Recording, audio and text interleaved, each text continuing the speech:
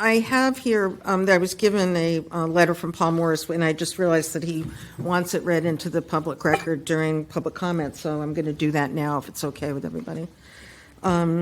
Dear friends, I'm writing to express my concerns about the proposed costs and the site that consultants recently recommended for the new DPW facilities.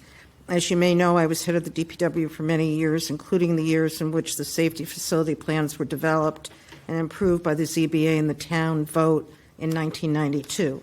This was a hotly debated topic and included not only details about the safety facility, but also use of the land around the safety facility. I think we need a new and better DPW facility, but the proposed cost is simply too high for the town of Truro's size, given the staff levels and the services the DPW provides and does not provide. We do not do garbage pickup, for example, which requires big facilities. We need ours to be in scale with what we really need and do. On the proposed location at the safety facility, the Select Board may be interested to know that locating the DPW there was discussed and rejected for many reasons that still apply. The noise of the DPW is extremely high. Locating it adjacent to large residential neighborhoods with hundreds of homes will be a burden to them and to the town. Noise was the major complaint I heard from neighbors near Town Hall, an isolated and quiet neighborhood. Handling complaints, legitimate or not, from large neighborhoods will take a lot of time and energy better put into good service. There was also concern about traffic. The DPW is constantly busy 24/7, 365 a year. That site is at the highest point in Route 6 with traffic coming up two hills to that point, so the level of vehicular movement into and out of the DPW is potentially hazardous for traffic on Route 6 and for the DPW drivers as well. Traffic and nearby cutouts have increased since then, making it a greater safety concern now. A DPW is much busier vehicle-wise than a safety facility.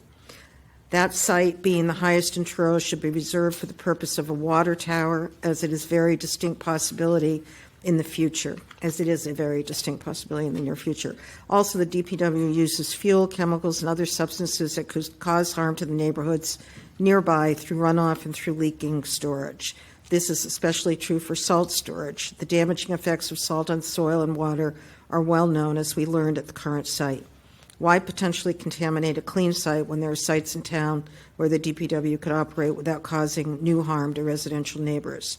With that in mind, the discussion in 1992 proposed a number of other sites: the transfer station, the state DOT facility on Route 6, maybe storing salt at the state facility and having operations at the transfer station, staying at the current site and improving it.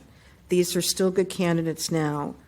There are other sites as well to consider. The site selection for a new DPW will always have trade-offs, but we should fully consider all options before we risk safety and health of any of our townsfolk and before we ask taxpayers to consider limited and really expensive options too soon. Let's get this right. Thank you, Paul Morris.